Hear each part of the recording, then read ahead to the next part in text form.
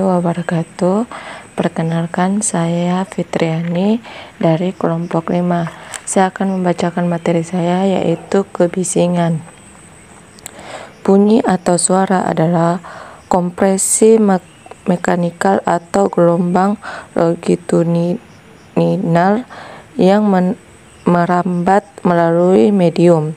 Medium atau zat perantara ini dapat berupa zat cair, padat, gas. Jadi, gelombang bunyi dapat merambat misalnya di dalam air, batu bara, atau udara. Kebanyakan suara adalah merupakan gabungan berbagai sinyal, tetapi suara murni secara teoritis dapat dijelaskan dengan kecepatan osilasi atau frekuensi yang diukur dalam hertz dan amplitudo atau kenyaringan bunyi dengan pengukuran dalam desibel. Polusi atau pencemaran lingkungan adalah masuknya atau dimasukkannya makhluk hidup, zat energi, dan atau komponen lain ke dalam lingkungan, atau berubahnya tatanan lingkungan atau kegiatan manusia, atau oleh proses alam sehingga kualitas lingkungan turun sampai ke tingkat tertentu yang menyebabkan lingkungan menjadi kurang atau tidak dapat berfungsi lagi sesuai dengan peruntukannya. Undang-Undang Pokok Pengelolaan Lingkungan Hidup Nomor 4 Tahun 1982. Pencemaran suara. Pencemaran suara adalah gangguan pada lingkungan yang diakibatkan oleh bunyi atau suara yang mengakibatkan ketidaktentraman makhluk hidup di sekitarnya. Pencemaran suara diakibatkan suara-suara bervolume. Baik, langsung saja di sini saya akan menjelaskan materi yang kedua, yaitu penyebab pencemaran suara. Dalam pencemaran suara, kebisingan yang dialami sehari-hari tanpa sadar merupakan faktor utama terjadinya pencemaran suara. Apalagi pada era modern seperti sekarang ini, banyak sekali alat-alat yang menggunakan mesin yang berbunyi bising, serta penggunaan gadget yang bisa memutar bunyi dengan earphone yang suaranya langsung mengenai gendang telinga tanpa ada perantara merupakan suatu hal yang berisiko mengakibatkan pencemaran suara. Seperti saat berada di rumah, telinga kita diisi oleh riuhnya suara binatang peliharaan, suara AC, televisi, dan banyak hal lain. Seperti berada di jalan, kita juga mendengar keriuhan lain seperti proyek pembangunan, suara kendaraan umum yang menderu, dan musik yang dinyalakan orang lain. Seperti di kabin mobil, kapal laut, dan pesawat terbang menimbulkan suara mesin yang menderu. Juga di pabrik atau tempat kerja yang memakai kipas angin besar, kompresor, trafo, dan pompa. Di hotel, perkantoran, atau apartemen biasanya saluran udaranya mengeluarkan bising. Sebagai contoh, beberapa kebisingan yang menyebabkan kebisingan yang kekuatannya diukur dengan dB atau desibel adalah: yang pertama, orang ribut atau silat lidah, itu sama dengan 80 desibel. Yang kedua, suara kereta api, sama dengan 95 desibel. Yang ketiga, mesin motor, sama dengan 104 desibel. Yang keempat, suara petir, 120 desibel. Dan yang terakhir, pesawat jet tinggal landas itu hingga 150 desibel. Itu saja yang bisa saya sampaikan. Terima kasih. Perkenalkan, nama saya Hajrina, NIM A1P120083. Baik, saya akan melanjutkan materi tentang dampak pencemaran suara. Pencemaran suara dapat menyebabkan gangguan seperti gangguan fisiologis, gangguan psikologis, gangguan komunikasi, dan ketulian. Ada yang menggolongkan gangguannya berupa gangguan auditori, misalnya gangguan terhadap pendengaran, dan gangguan non-auditori seperti gangguan komunikasi, ancaman bahaya keselamatan, performan kerja, stres, dan kelelahan. Dampak kebisingan terhadap kesehatan pekerja yaitu sebagai berikut. Yang pertama, gangguan fisiologis. Pada umumnya, bising bernada tinggi sangat mengganggu apabila terputus-putus atau yang datangnya tiba-tiba. Gangguan dapat berupa peningkatan tekanan darah, peningkatan nadi, konstriksi pembuluh darah perifer terutama pada tangan dan kaki, serta menyebabkan pucat dan gangguan sensoris. Bising dengan intensitasi tinggi dapat menyebabkan pusing atau sakit kepala. Yang kedua itu gangguan psikologis. Gangguan psikologis dapat berupa rasa tidak nyaman, kurang konsentrasi, susah tidur, dan cepat marah. Bila kebisingan diterima dalam waktu lama dapat menyebabkan penyakit psikosomatik berupa gastritis, jantung, stres, kelelahan, dan lain-lain. Yang ketiga, gangguan komunikasi yang biasanya disebabkan masking effort, bunyi yang menutupi pendengaran yang kurang jelas, dan gangguan kejelasan suara. Komunikasi pembicaraan harus dilakukan dengan cara berteriak. Gangguan ini menyebabkan terganggunya pekerjaan sampai pada kemungkinan terjadinya kesalahan karena tidak mendengar isyarat atau tanda bahaya. Gangguan komunikasi ini secara tidak langsung menyebabkan keselamatan seseorang. Yang keempat, gangguan keseimbangan.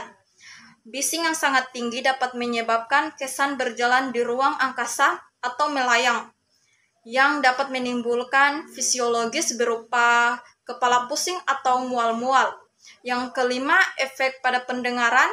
Pengaruh utama dari bising pada kesehatan adalah kerusakan pada indera pendengar yang menyebabkan tuli progresif, dan efek ini telah diketahui dan diterima secara umum dari zaman dulu. Assalamualaikum warahmatullahi wabarakatuh. Perkenalkan, nama saya Muhammad Seprianto dari NIM A1-257 akan memaparkan materi dari kelompok 5, yaitu kelompok saya dengan materi kebisingan. Adapun materi yang akan saya bawakan yaitu macam-macam gangguan pendengaran atau ketulian. Terbagi atas 5, yaitu yang pertama, tuli sebentar atau temporary threshold shift atau TTS, diakibatkan pemaparan terhadap bising dengan intensitas tinggi. Seseorang akan mengalami penurunan daya dengar yang sifatnya sementara dan biasanya waktu pemaparan terlalu singkat. Apabila tenaga kerja diberikan waktu istirahat secara cukup, daya dengarnya akan pulih kembali. Yang kedua yaitu tuli menetap atau disebut permanent threshold shift atau singkatannya biasa disebut dengan PTS. Diakibatkan waktu paparan yang lama atau kronis. Besarnya PTS dipengaruhi faktor-faktor sebagai berikut. Yang pertama yaitu adalah tingginya level suara. Yang kedua, lama paparan. Yang ketiga, spektrum suara. Yang keempat yaitu temporal pattern. Bila kebisingan yang kontinu, maka kemungkinan terjadi TTS akan lebih besar. Yang kelima, kepekaan individu. Yang keenam, pengaruh obat-obatan. Beberapa obat-obatan dapat memperberat atau pengaruh sinergistik ketulian apabila diberikan bersama dengan kontak suara, misalnya quinine, aspirin, dan beberapa obat lainnya. Yang ketujuh, keadaan kesehatan. Yang ketiga yaitu trauma akustik. Trauma akustik adalah setiap perlukaan yang merusak sebagian atau seluruh alat pendengaran yang disebabkan oleh pengaruh pajanan tunggal atau beberapa pajanan dari bising dengan intensitas yang sangat tinggi. Ledakan atau suara yang sangat keras, seperti suara ledakan meriam yang dapat memecahkan gendang telinga, merusakkan tulang pendengaran atau saraf sensoris pendengaran. Yang keempat yaitu presbycusis, penurunan daya dengar sebagai akibat pertambahan usia, merupakan gejala yang dialami hampir semua orang dan dikenal dengan presbycusis atau menurunnya daya dengar pada nada tinggi. Gejala ini harus diperhitungkan jika menilai penurunan daya dengar akibat pajanan bising di tempat kerja. Yang kelima yaitu tinnitus. Tinnitus merupakan suatu tanda gejala awal terjadinya gangguan pendengaran. Gejala yang ditimbulkan yaitu telinga berdenging.